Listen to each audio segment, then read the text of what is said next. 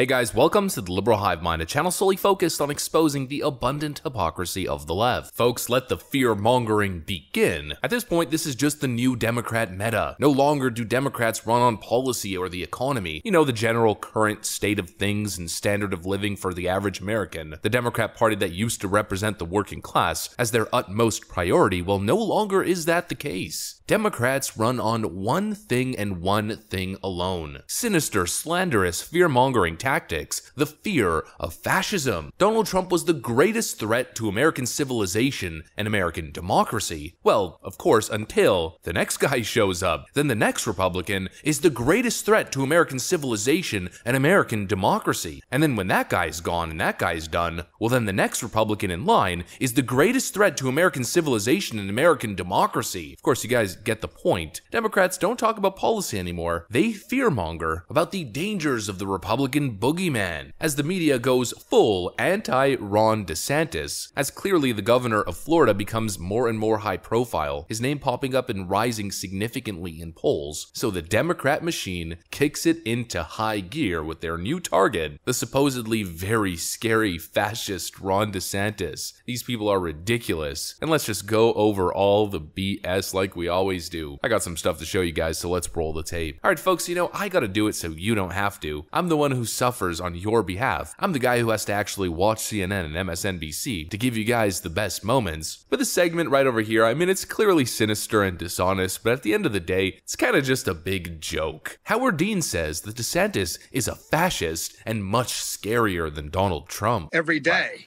the more stuff that comes out. So I'm actually hoping that Trump does run. I think Trump's calculation is mixed up with his illness, which is narcissism, acute narcissism.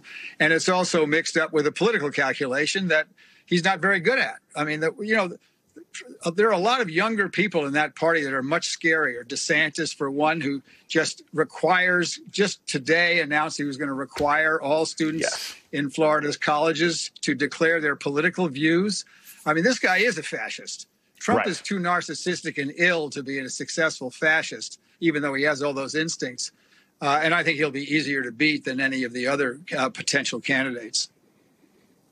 I mean, a couple things to tackle here, but the first thing is just the rhetoric, just the extreme fear-mongering craziness of it. Every Republican is basically like the new embodiment of Italian fascist Mussolini. Every Republican is the worst thing ever, and if they get elected, well, oh, just watch what's gonna happen. They said the same thing before 2016, and 4 years under Donald Trump were nothing but a smashing success. All the predictions from all of these lunatic leftists that Donald Trump was gonna be a wannabe fascist, he was gonna start World War III, the list goes on and on and on. But I think most Americans are honest enough to tell you that life was much better under Donald Trump than it is currently under Joe Biden, and was probably a whole lot better than it was under Obama during those 8 years of stagnation. This is what happens when you turn on MSNBC or MSDNC. It's basically a propaganda arm, a fear-mongering propaganda arm of the Democrat Party. You're looking to get objective news and objective facts, and you get this objective craziness. I mean, this lunacy, not to mention the lies. Ron DeSantis signed a bill requiring students and staff in Florida's public universities to register their political views with the state. I mean, what a fascist. Oh, wait a second, PolitiFact.com. Viral image says that Governor Ron DeSantis just signed legislation requiring students, faculty, and staff at Florida's public universities and colleges to register their political views with the state. PolitiFact Truthometer says that's false. Not mostly true or half true or somewhat false, unequivocally red light false. New Florida law does not require university students, faculty, and staff to register political views. These people are insane liars. Oh, and at one point, MSDNC lunatic Howard Dean claimed that Donald Trump is somehow damaged goods because of all the scandal and everything he's been caught up in. And I think to myself, what scandal? What has Donald Trump been caught in? Nothing. It's been nothing but phony accusations and salacious stories and garbage slander from media hacks like this guy.